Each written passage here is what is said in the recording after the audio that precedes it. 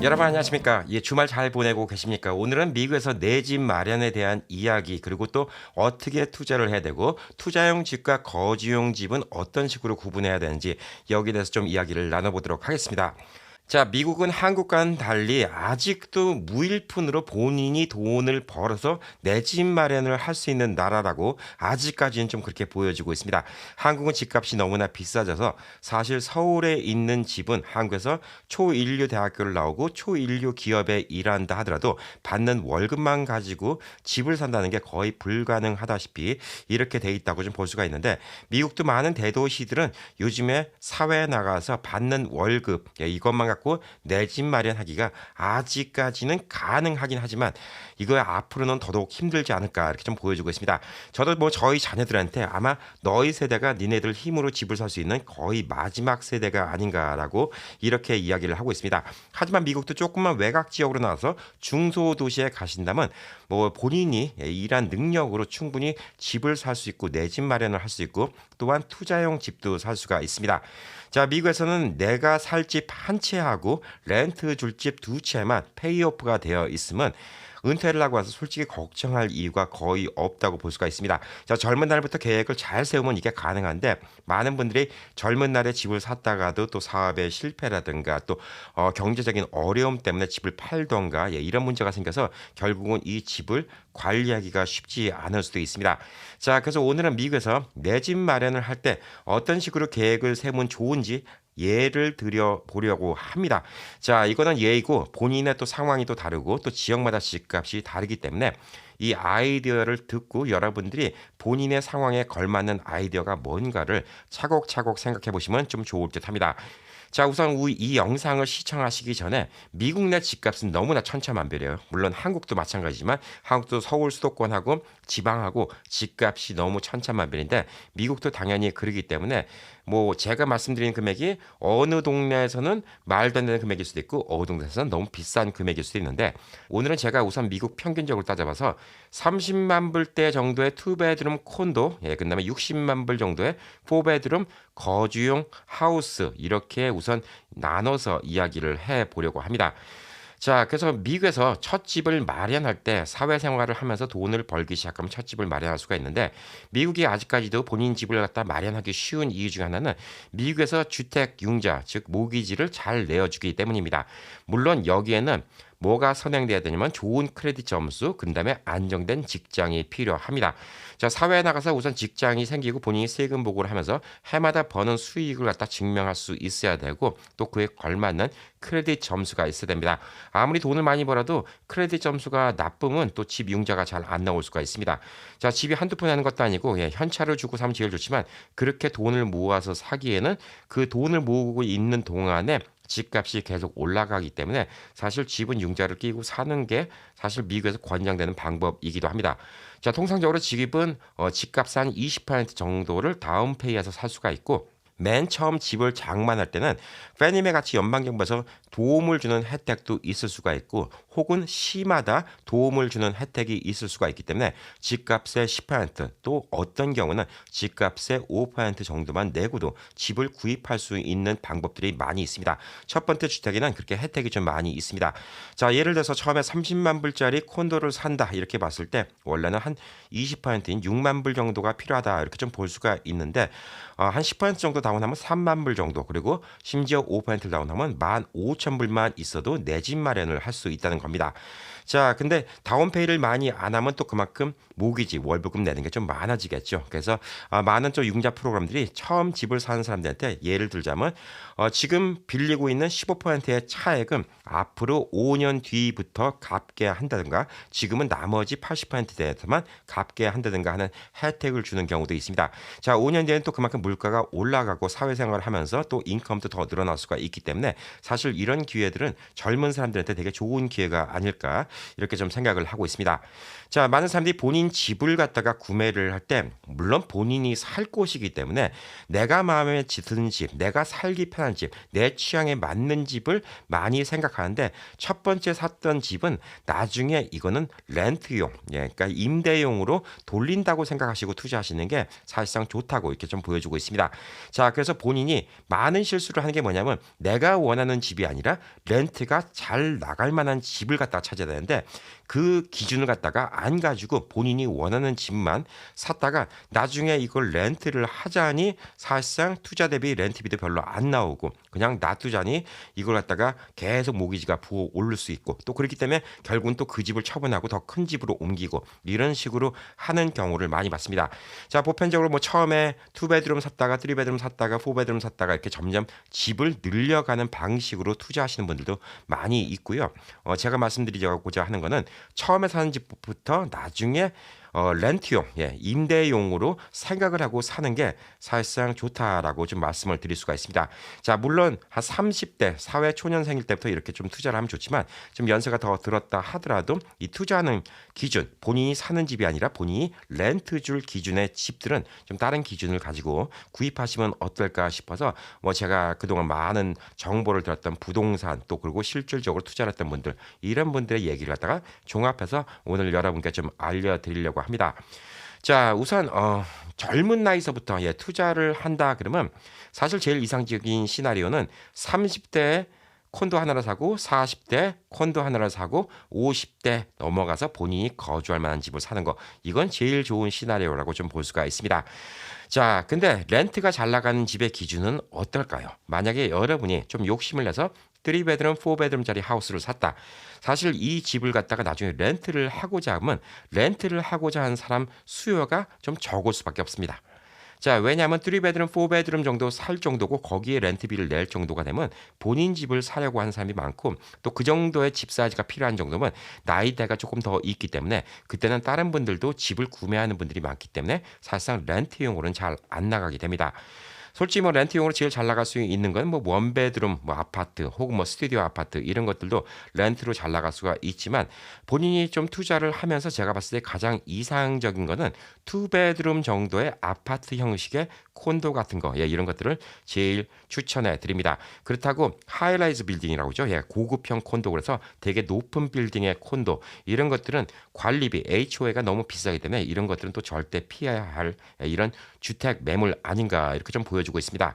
자, 우리가 렌트를 나중에 한다고 그랬을 때 제가 처음에 집을 살 때 이 목적을 딱 정해야 돼요. 어떤 사람들한테 렌트를 할까?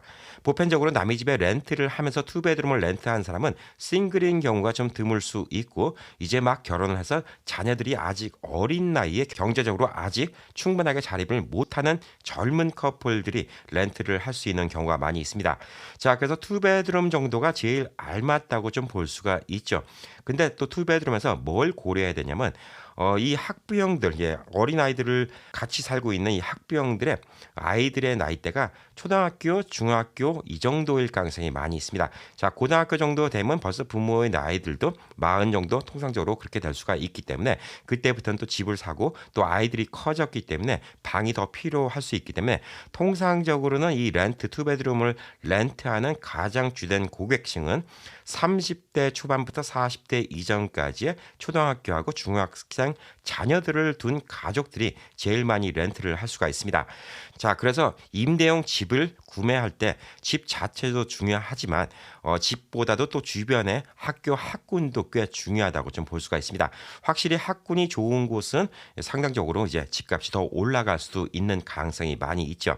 자, 그래서 주변의 학군도 보시고요. 그다음에 도보거리에 학교를 갈 수 있다. 그러면 이건 또 진짜 큰 메리트가 될 수가 있습니다. 왜냐하면 부모님들이 자녀들 픽업하고 이런 것들도 꽤 바쁜 여정 중에 하나라고 좀 볼 수가 있거든요. 왜냐하면 젊은 나이에 맞벌이하는 부부가 많이 있는데 학교를 걸어서 왔다 갔다 할 수 있는 거리라든가 아니면 스쿨버스가 오는 거리라든가 혹은 또 주변의 공원 같은 이런 환경도 보셔야 되고 또 범죄율도 많이 보셔야 됩니다.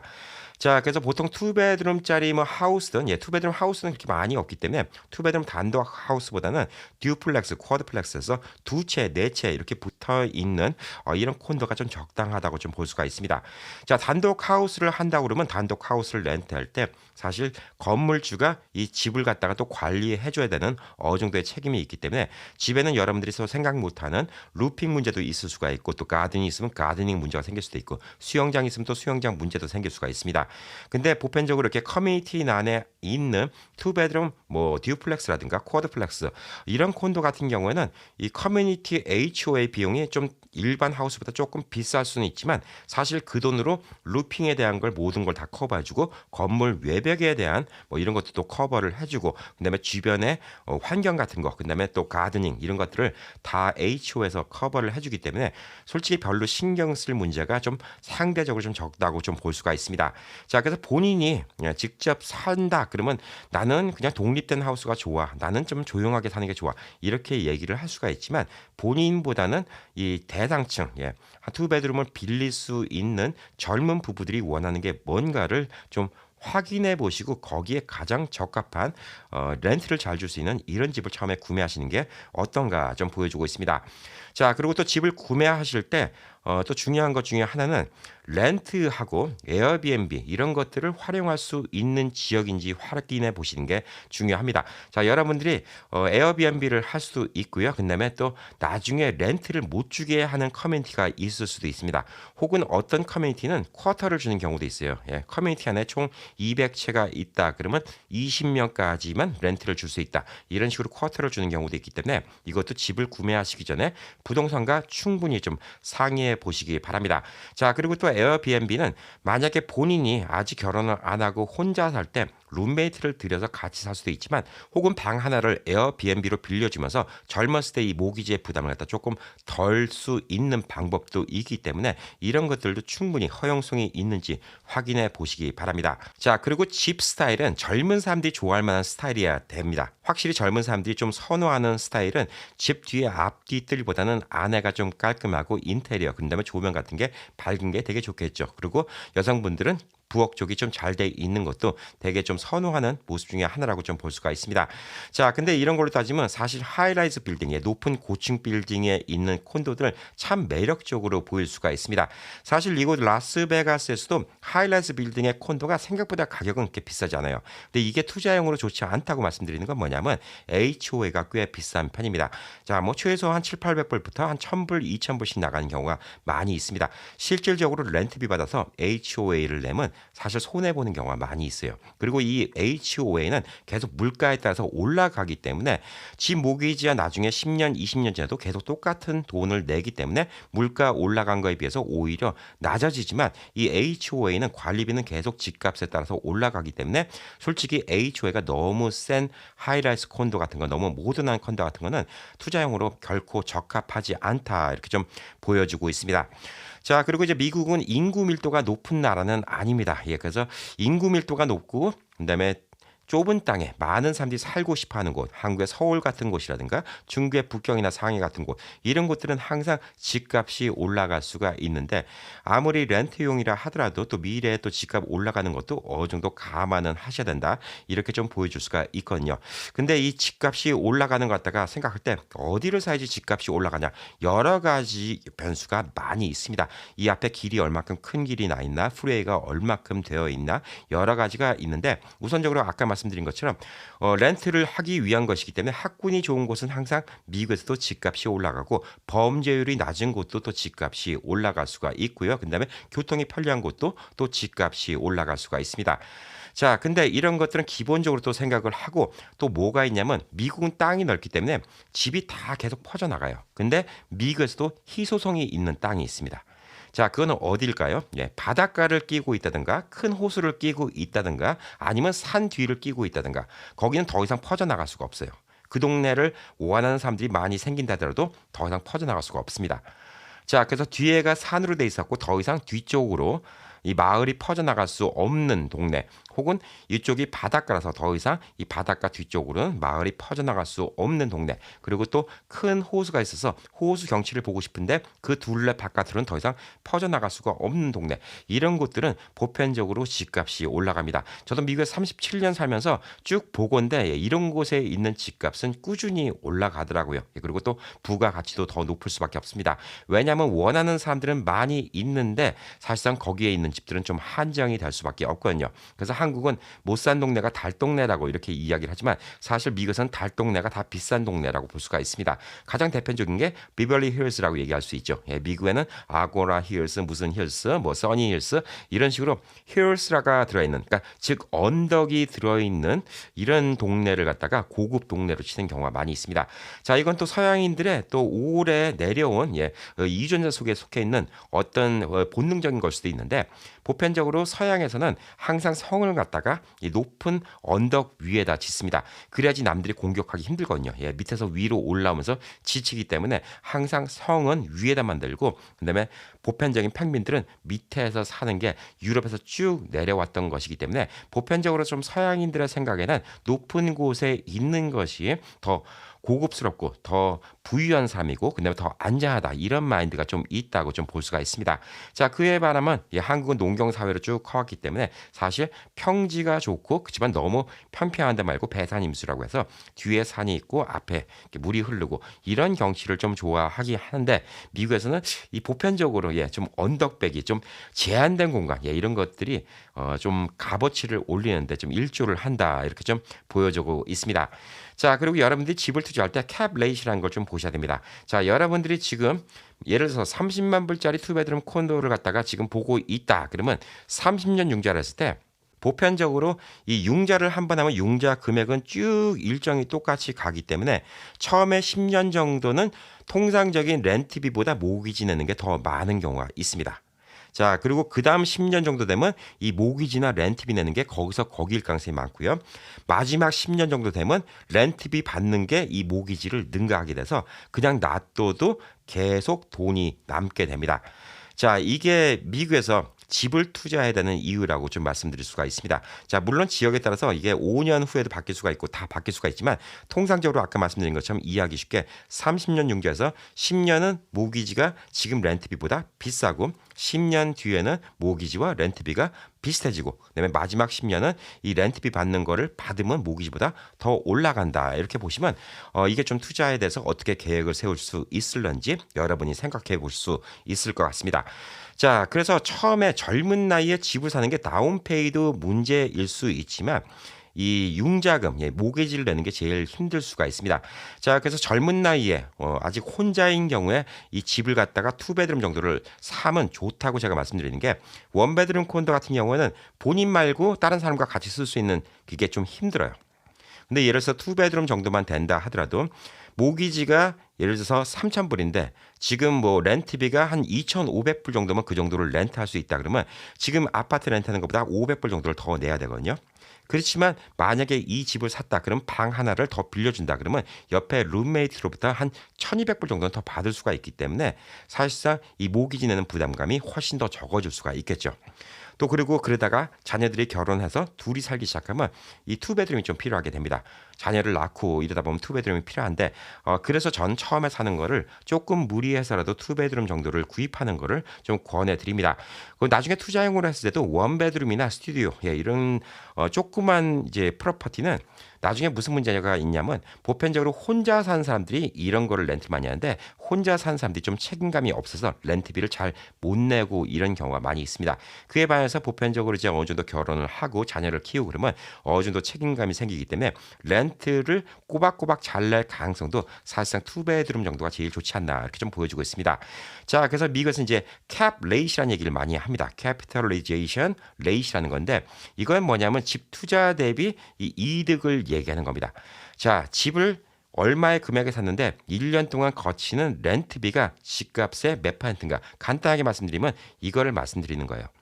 집을 10만 불 주고 샀는데 1년에 10,000불씩 렌트비가 거친다? 그러면 캡레이스는 10%죠. 물론 여기서 몇 가지를 더 빼야 됩니다. 프로퍼티 텍스도 빼야 되고 그다음에 뭐 보험 들어가는 거, 집에 들어가는 거 여러 가지 다 빼고 남는 걸 얘기하는 건데 간단하게 말씀드리면 집값 대비 나한테 들어온 돈이 얼마인가 이거를 캡레이시라고 이야기를 하고 있습니다. 자, 그래서 캡레이시 보편적으로 높으면 높을수록 좋은 거예요. 근데 이게 참 웃긴 게 집이 크면 클수록 캡레이시 낮아지는 경우가 많이 있습니다. 왜 그런가 하면 60만 불짜리 4베드룸 하우스가 30만 불짜리 2베드룸 콘도에 비해서 렌트비를 2배를 못 받는 경우가 많이 있습니다. 보편적으로 한 1.5배, 예, 기껏 해봤자 1.8배, 예, 이렇게 받는 거지 사실상 2배를 못 받는 경우가 많이 있습니다. 자, 그래서 제가 봤을 때 제일 적절한 게 투베드룸 정도라고 이렇게 얘기를 할 수가 있습니다. 자, 못 받는 이유는 간단합니다. 아까 말씀드렸듯이 포베드룸 렌트 수요가 적어요. 투베드룸보다. 근데 투베드룸은 렌트를 하고 싶어 하는 사람들이 많이 있어요. 그렇기 때문에 이 집값하고 지금 살려는 집값하고 지금 이 집을 살 당시에 이 주변에 있는 이만한 집들을 렌트할 때 얼마를 받는지 계산해서 캡 레이시 가급적 높은 집을 사는 게 중요하다 이렇게 좀 볼 수가 있습니다. 자, 캡 레이시 높으면 높을수록 여러분이 하루빨리 어느 순간부터 내가 더 이상 이 집에다 돈을 투자 안 하고 렌트만 주면 그냥 렌트비로 계속 이 집이 굴러갈 수 있는 이런 시기가 빨리 당겨지는 거예요. 아까 말씀드린 것처럼 30년을 기준으로 10년은 내가 이 집에 더 모기지로 렌트비보다 더 내야 되지만 10년 뒤쯤 지나면 렌트비는 또 물가에 따라서 올라가기 때문에 그때쯤에는 예를 들어서 모기지가 2,500불인데 이 집의 렌트비는 뭐 2,500불 이 정도 되면 어떤 사람한테 렌트를 줘도 이 집이 그냥 페이먼트를 계속 붙게 되는 거죠. 그러면 여러분들은 그 집만 관리를 하면 됩니다. 자, 그리고 나머지 한 20년쯤 지나면 그때부터 이제 렌트비가 한 3,000불, 3,500불 이렇게 물가 따라 올라가게 되면 그때는 여러분들이 모기지를 내고 나서도 계속 돈이 남게 되는 거죠. 자, 이럴 경우에는 여러분들의 이 남은 모기지를 빨리빨리 없애버릴 수도 있고요. 아니면 그 남는 돈으로 여러분이 유용하게 사용할 수도 있습니다. 자, 그래서 집은 사놓고 보편적으로 20년만 지나면 그때부터 집이 여러분께 매달 알아서 돈을 좀 가져다 줄 수 있다. 이렇게 좀 볼 수가 있습니다. 자, 오늘은 이제 가장 이상적인 집 구매에 대해서 미국에서 젊었을 때부터 살았을 때 쭉 이야기를 해드릴 건데 나는 벌써 나이가 들어서 이거는 안 맞네라고 생각하지 마시고 이건 표준적인 얘기를 해드린 거기 때문에 여러분이 좀 연세가 있으셔갖고 미국에 이민을 오셨던 혹은 지금 연세가 있으신데도 또 투자용을 갖다가 하나 사고 싶으시든 이걸 갖다 좀 기준해서 들어주시면 도움이 되지 않을까 좀 생각을 하고 있습니다. 자, 우선 한 가장 이상적인 시기에 30 정도 되면 이제 어느 정도 돈 버는 것도 가능해지고 그다음에 다운 페이도 어느 정도 모았고 아까 말씀드린 것처럼 크레딧 점수가 충분하다고 할 때 20% 혹은 정부의 보조를 받아서 10% 혹은 5%를 다운페이하고 투베드룸 듀플렉스나 쿼드플렉스 정도 두 채가 붙어 있는 거 혹은 네 채가 붙어 있는 거 혹은 여덟 채가 붙어 있는 경우도 있는데 이런 커뮤니티 안에 콘도를 갖다가 구입하시는 게 좋습니다. 자, 기준은 아까 말씀드린 것처럼 이 투베드룸 콘도를 갖다가 살만한 이 젊은 부부들, 이런 사람들이 원하는 지역, 그다음에 이런 사람들이 원하는 학군, 고등학교 학군 좋은 것보다는 초등학교, 중학교 학군이 좋은 게 더 좋고 어린 아이들이 있기 때문에 범죄율이 낮은 게 좋고 그다음에 커뮤니티 안에 있어야지 어린이들이 놀아도 위험하지 않기 때문에 젊은 부모들이 많이 선호를 합니다. 자, 그래서 이렇게 30살에 집을 사서 한 40살까지 계속 이렇게 운영을 해오잖아요. 모기지를 부부가 힘을 합쳐서 좀 내든가 혹은 아직 결혼 안 했으면 룸메이트를 구해서 모기지를 내기 시작하면 40쯤 되면 이 집을 누구한테 렌트를 주기 시작하면 보편적으로는 이 렌트비 받은 것 같고 이 집 운영이 됩니다. 그때부터는 이 집에 돈이 들어갈 게 없어요. 근데 이제 40 될 때까지 또 다운페이 몇만 불을 모아야 되겠죠. 자, 그래서 그때부터는 이 집을 렌트만 주면 되는데 렌트비랑 모기지랑 똑같으면 안 돼요, 사실상. 왜냐하면 이 렌트를 하는 사람이 중간에 렌트를 나가면 한 달 동안 이제 공실률이 생길 수가 있고 예를 들어서 물건 같은 거는 오늘 못 팔면 내일 팔면 되는데 집이라는 거는 오늘 렌트를 못 주잖아요. 한 달 비어 있으면 그 돈을 어디서 도로 받을 수 있는 방법이 전혀 없어요. 시간이 지나면 받을 수 있는 방법이 없기 때문에 렌트를 갖다가 중간에 뭐 한 달이고 두 달이고 빌 수 있는 거 이것도 감안하셔야 되고 프로퍼티 텍스도 있고 또 집이 노후되면서 집을 갖다 보수공사 되는 거 이런 것들도 생각해야 되기 때문에 실질적으로는 집 모기지가 한 2,500불 정도다. 그러면 렌트비는 한 3,000불 정도 받을 때쯤 되면 여러분들이 걱정 안 하시고 그냥 이 집은 놔두기만 해도 됩니다. 자, 그때쯤 되면 여러분이 집을 또 하나 살 수가 있어요. 30부터 해서면 40대쯤에 조금 더 좋은 투베드룸이나 혹은 뭐 2.5베드 정도 있는 거. 이것도 3베드룸 정도 사는 건 저는 별로 권해드리고 싶지 않아요. 왜냐하면 3베드룸이 가격에 비해서 캡 레이스 이렇게 좋지 않아요. 그러니까 아까 말씀드린 것처럼 캡 레이스를 잘 확인해보고 3베드룸이라 하더라도 이걸 렌트 주면 캡 레이스 괜찮겠다 싶으면 투자도 되는데 그때쯤에도 뭐 40대니까 2베드룸 정도 또 하나 더 산다. 그래서 40이 돼서 이제 또 이제 30대에 구매했던 콘도를 렌트 주고 본인이 집을 갖다가 또 사서 또 페이먼트를 내기 시작하잖아요. 그리고 또 10년이 지나면 이 집도 마찬가지가 됩니다. 자, 이때부터는 또 무슨 일이 생길까요? 이제 50대가 돼 갖고 좀 큰 집을 사고 싶어요. 이제 4베드룸 정도 사고 싶다. 예, 그러면 그때 한 60만 불 정도 산다. 그러면 아무래도 모기지 부담이 좀 더 있겠죠. 그리고 사람의 상승 곡선은 보편적으로 30대, 40대, 50대까지는 돈 버는 게 쭉 올라가다가 어느 순간부터 좀 꺾이기 시작하죠. 자, 근데 이때쯤 되면 이제 무슨 일이 생기냐? 30대 때 구입했던 콘도가 20년이 되니까 그때부터는 이제 집 모기지를 내고 거기서 돈이 남기 시작해요. 얼마고 남기 시작하는 거죠.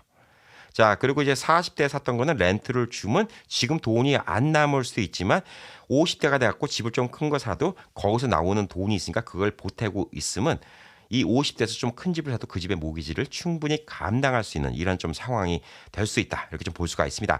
자, 그래서 50대 정도 되면 이제 사람들 초대도 좀 하고 싶고 또 성인이 된 자녀들이 뭐 학교 갔다 오고 나중에 커서도 집에 들리고 그러면 조금 여유 있게 큰 집 살고 싶어지죠. 예. 그때쯤에는 본인이 남은 여생을 쭉 거주할 만한 집을 갖다가 구입하시는 게 좋지 않을까 이렇게 좀 보여주고 있습니다.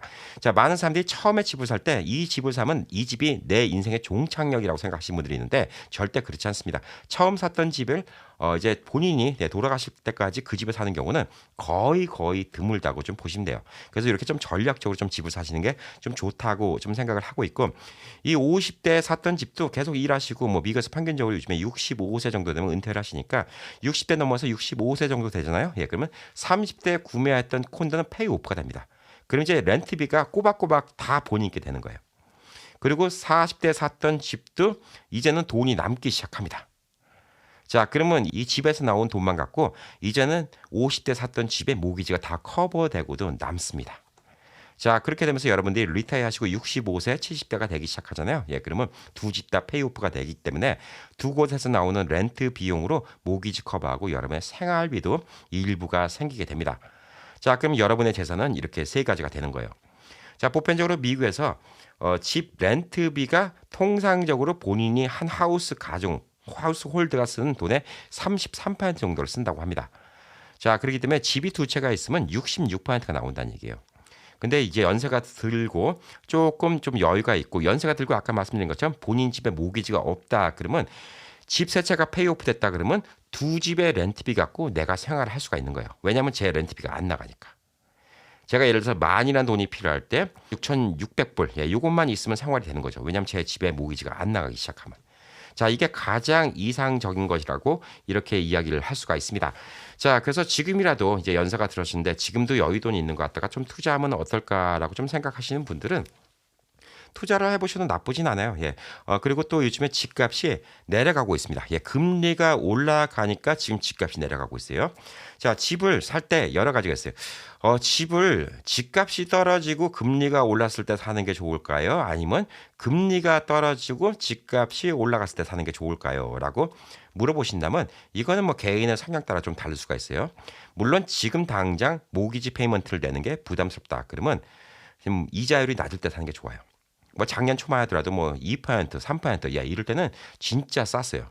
지금은 뭐 몇십만 불짜리 집 산다 한 달에 1,000불 차이가 나요. 모기지 페이먼트가. 자, 근데 그 대신 집값이 또 떨어지고 있죠. 내년도에 더 떨어질 수도 있다고 합니다. 자, 근데 투자용으로 사는 거는 사실상 떨어진 집값에 사는 게 더 좋을 수가 있어요. 왜냐하면 융자는 언제든지 리파이낸스를 할 수가 있어요. 지금은 이자율이 뭐 올라서 6%, 7% 이렇게 된다 하더라도 나중에 몇 년 있으면 또 도로 이자율이 3%로 떨어질 수가 있어요. 그럼 그때 되면 다시 재융자를 하면 됩니다. 자, 그리고 또 하나의 방법은 뭐냐면 변동 이자율을 갖다 하는 것도 한 가지 방법이 될 수가 있습니다. 자, 그리고 또 변동 이자율 중에서도 몇 년 변동, 그다음에 몇 년 픽스 이렇게 할 수 있는 방법도 있어요.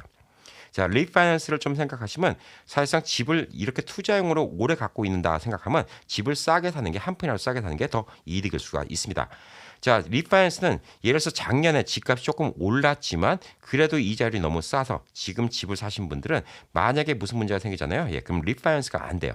집을 샀을 때보다 집값 밸류가 떨어지면 리파이낸스가 안 됩니다. 은행에서. 근데 집을 샀을 때보다 집값이 더 올라가잖아요. 그럼 리파이낸스가 됩니다. 집을 예를 들어서 30만 불에 샀는데 나중에 35만 불이 됐다. 그러면 리파이낸스가 가능합니다.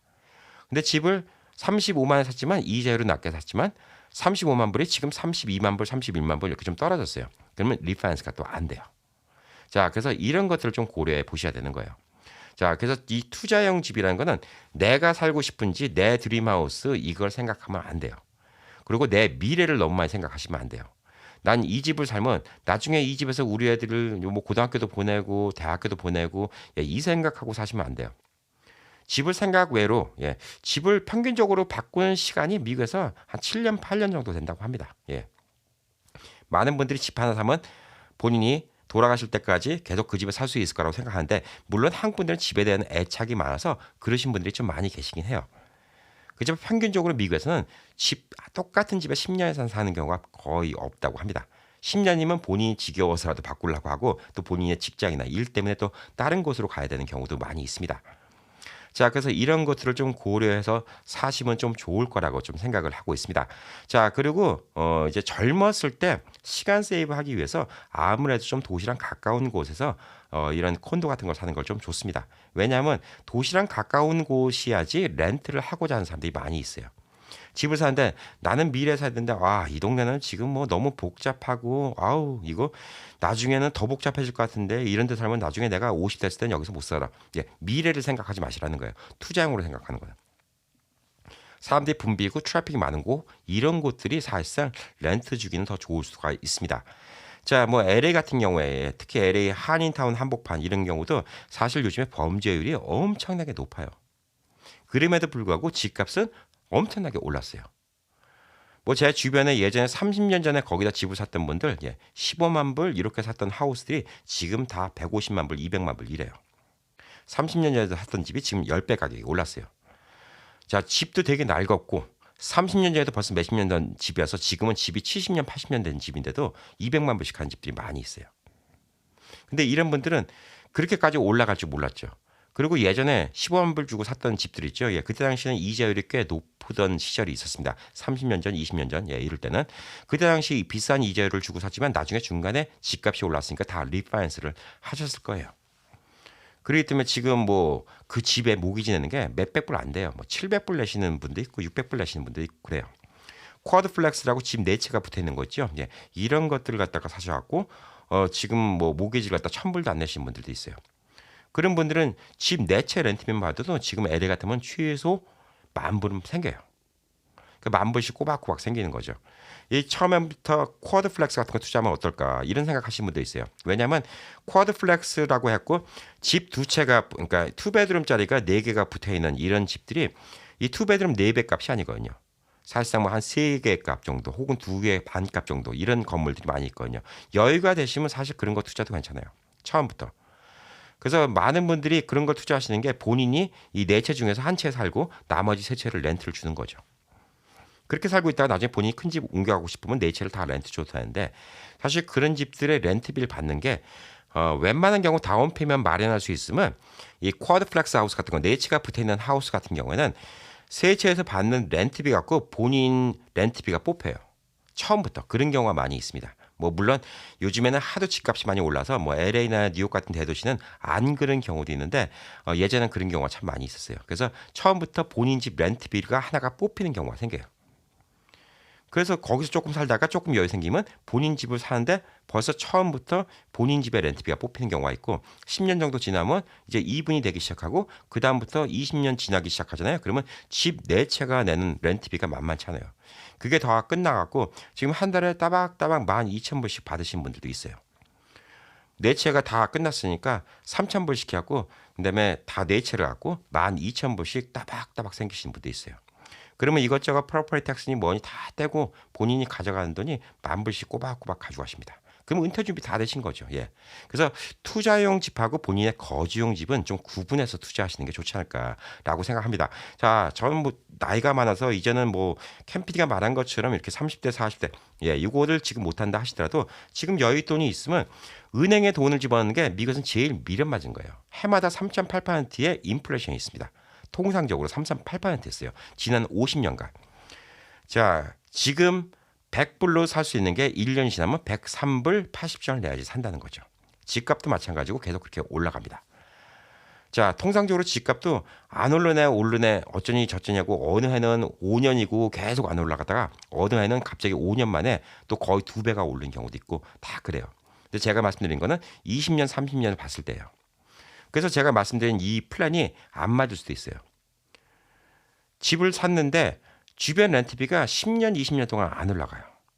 그러면 20년이 지나도 계속 모기지 갖다가 본인이 보태내야 되는 경우가 생길 수가 있고 운 좋게 집을 샀는데 집 산 지 2, 3년 만에 갑자기 동네 렌트비가 확 올라가서 집 산 지 몇 년 되지도 않았는데 바로 렌트 주니까 그냥 메이크 이븐이 되는 경우도 있어요. 렌트비 받는 걸로 집 모기지하고 집 프로퍼티 텍스하고 모든 걸 다 내야 되는 이런 경우도 생길 수가 있어요.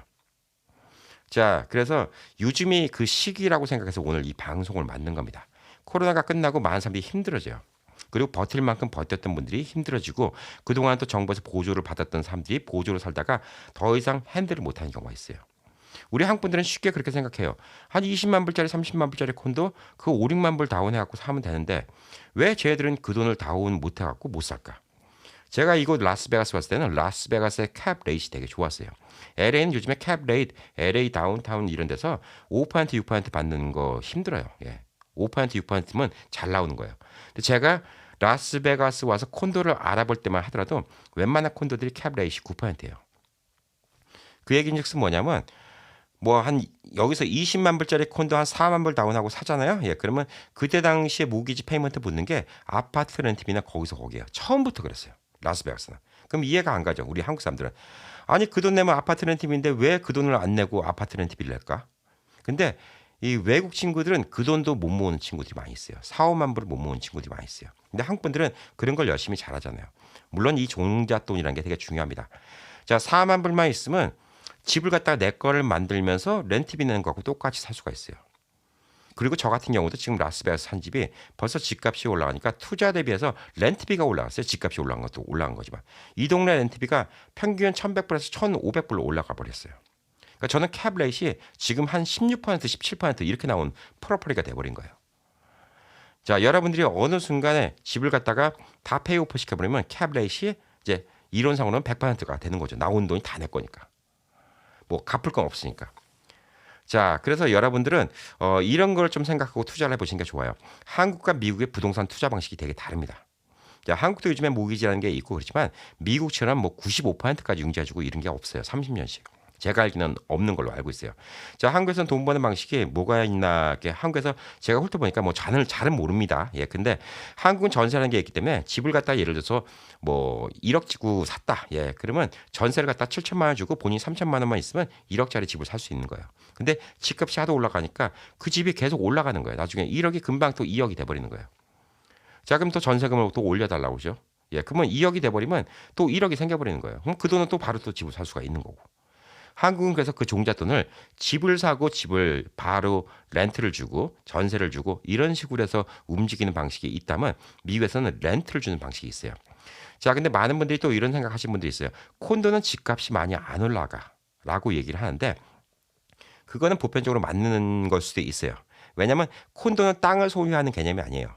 이 프로퍼리를 갖다 땅을 소유하지 않고 이 건물만 소유하는 개념이기 때문에 이 한국 사람 입장에서 콘도를 좀 기피하는 경우가 있고 사실상 또 콘도가 그렇게 가격이 팡팡 올라가지는 않습니다. 그렇지만 렌트비는 꾸준하게 올라가요. 콘도 가격은 팡팡 안 올라간다 하더라도 렌트비는 꾸준하게 올라가기 때문에 아까 말씀드린 것처럼 이 콘도를 사서 본인이 나중에 은퇴할 때까지 계속 렌트를 준다 그러면 콘도는 좋은 투자일 수가 있어요.